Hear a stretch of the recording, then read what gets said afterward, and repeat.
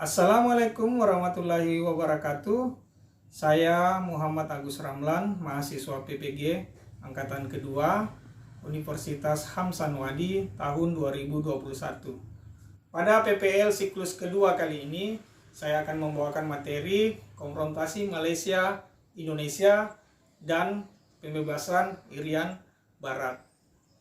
Pada pembelajaran kali ini, saya akan menggunakan media pembelajaran Tingling, YouTube sebagai video pembelajaran saya, dan Google Forms sebagai bahan evaluasi saya untuk siswa-siswa saya nantinya. Makan ketupat di hari raya, ketupat dimakan bersama ibu. Belajar di masa pandemi corona, lewat daring, meraih ilmu. Yuk kita simak videonya.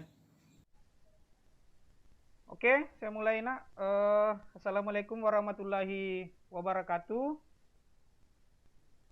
Waalaikumsalam warahmatullahi wabarakatuh. Waalaikumsalam warahmatullahi wabarakatuh. Selamat sore. Sebelumnya kita memulai pelajaran ini, mari kita berdoa dulu. Saya harapkan satu orang dari teman kalian bisa memimpin doa, silakan. Sebelum memulai pembelajaran hari ini, mari kita berdoa sesuai dengan keyakinan dan kepercayaan kita masing-masing. Berdoa dimulai. Berdoa selesai. Oke, terima kasih. Bagaimana anak-anakku hari ini siap belajar? Siap, Pak. Siap, Pak. Insya Allah, siap Pak. Bagaimana ini nak di lingkungan sekitarnya ini, di dalam kamarnya atau di ruang tamu ini, saya lihat sudah bersih atau tidak ini nak? Sudah bersih nak? Sudah, Pak. Sudah bersih. Oke, hari ini sehat semua? Ya, sehat Iya, semua Pak. ini nak? Alhamdulillah sehat. Oke, terima kasih. Sebelumnya saya mau mengabsen dulu ya.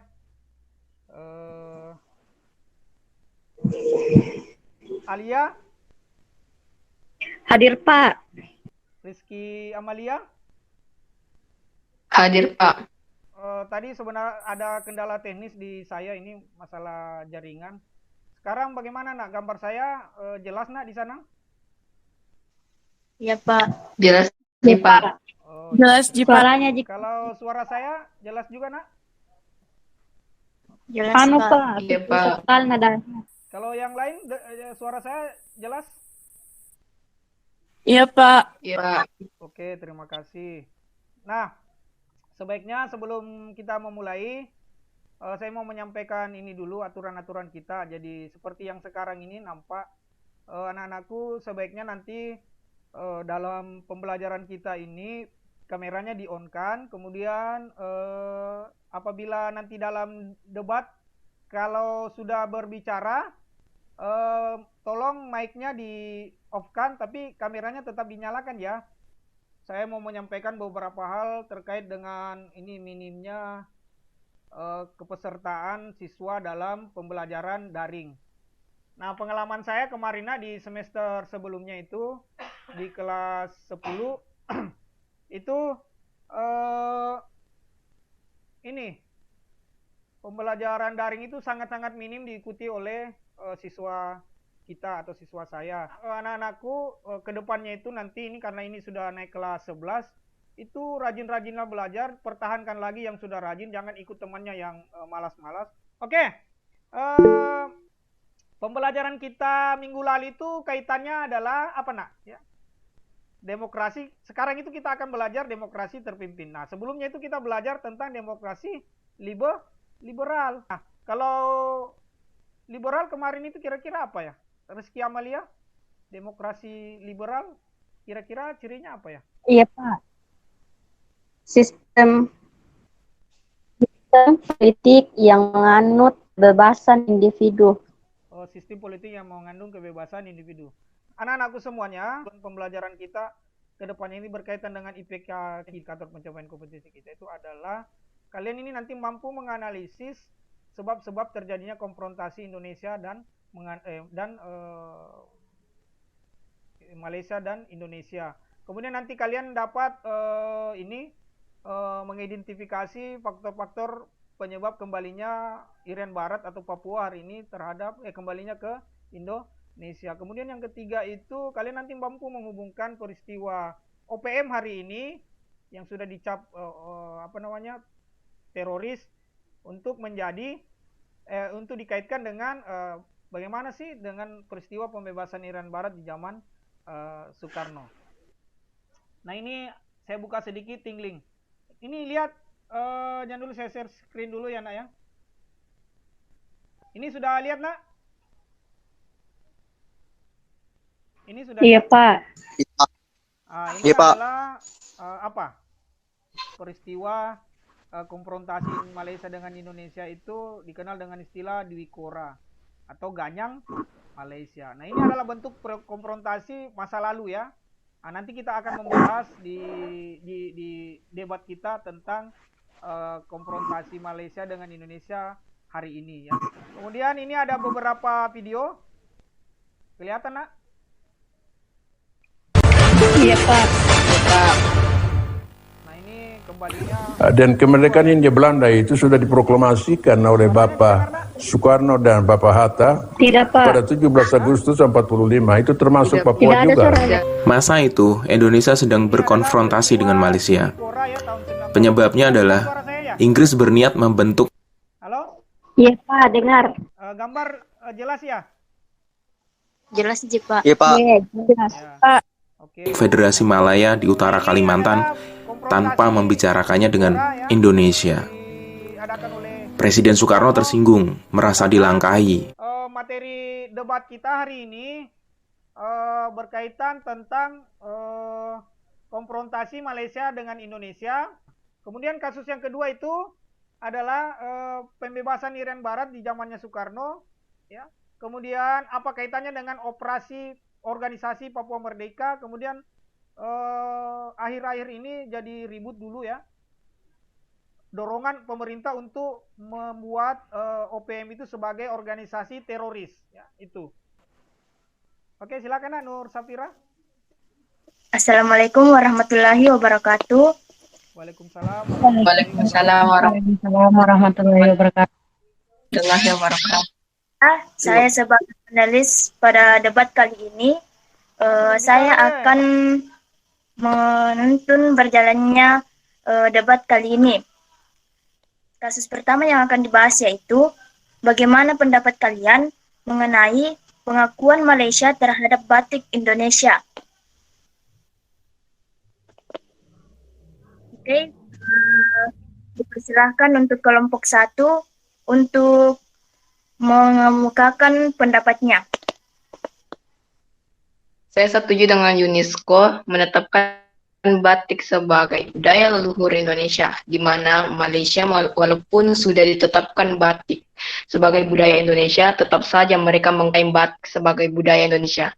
Ini merupakan dampak dari konfrontasi sebelumnya. Untuk kelompok 2, bagaimana pendapatnya?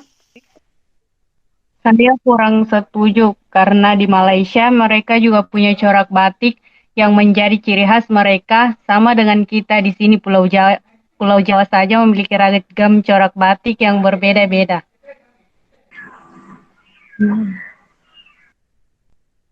Tapi secara dominan, Jawa itu banyak di Indonesia dan dibuat di tanah Jawa pada saat itu. Jadi secara otomatis itu adalah milik Indonesia dan sudah ditetapkan oleh UNESCO. Saya tahu Jawa itu adalah tempat lahirnya batik karena batik merupakan kebudayaan asli mereka.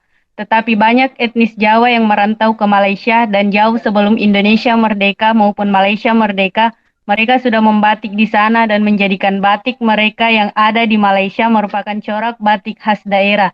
Sehingga kalau batik diklaim sebagai warisan Indonesia, saya kurang setuju. Saya ada pendapatku.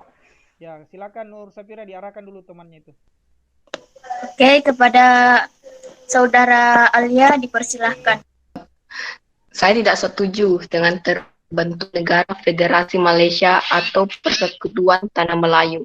Karena sesuai dengan paham Soekarno bahwa menyatukan Sabah, Brunei, dan Sarawak yang diinisiasi oleh kerajaan Inggris sebagai bentuk kolonialisme, imperialisme atau kolonialisme imperialisme model baru. Bagaimana tanggapan kelompok dua terhadap pendapat saudari Rizky? Ini persoalan pemahaman saja. Jadi saya tetap setuju sikap mereka untuk membentuk Federasi Malaysia. Saya agak berbeda dengan Soekarno saat itu. Atau mungkin Soekarno ingin menjadikan Borneo atau Kalimantan secara keseluruhan masuk sebagai bagian negara Republik Indonesia. Saya berpendapat bahwa negara Federasi Malaysia adalah negara boneka Inggris yang sangat bertentangan dengan semangat dari negara yang terjajah pada saat itu. Bagaimana pendapat kelompok satu mengenai kaitan OPM dengan pembebasan Irian Barat atau Trikora? Saya kontra dengan pendapat kelompok 2 karena pada dasarnya Irian Barat kembali bergabung dengan Indonesia dan keputusan itu sudah final dan sudah ditetapkan di sidang PBB yang merupakan pengakuan negara-negara yang tergabung di dalamnya. Walaupun sudah ditetapkan, tapi pada dasarnya masih ada dari masyarakat Papua yang ingin memisahkan diri dari Indonesia sebagai buntut kekecewaan kelompok adat Papua yang pro kemerdekaan. Dan saya rasa hal inilah yang menjadi permasalahan panjang sampai hari ini. Dan kalau menurut saya itulah akibatnya kalau suatu proses diplomasi yang tidak melibatkan semua unsur yang dapat didengarkan. Terima kasih. Berkaitan dengan status OPM atau Organisasi Papua Merdeka yang berubah menjadi teroris yang baru-baru ini diputuskan oleh pemerintah. Kami setuju dengan pemerintah mengingat perbuatannya yang membunuh masyarakat di Papua adalah kejahatan kemanusiaan yang bertentangan dengan HAM.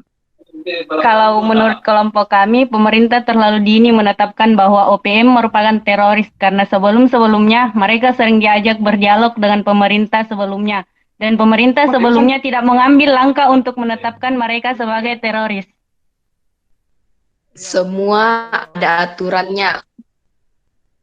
Jadi sebentar, semua ada aturannya. Semua ada aturannya. Aturan apa ini? Aturannya. Aturan undang-undang. Oh, aturan undang-undang. Terus? Suatu organisasi ditetapkan sebagai teroris atau tidak tergantung dari undang-undang kita yang mengaturnya.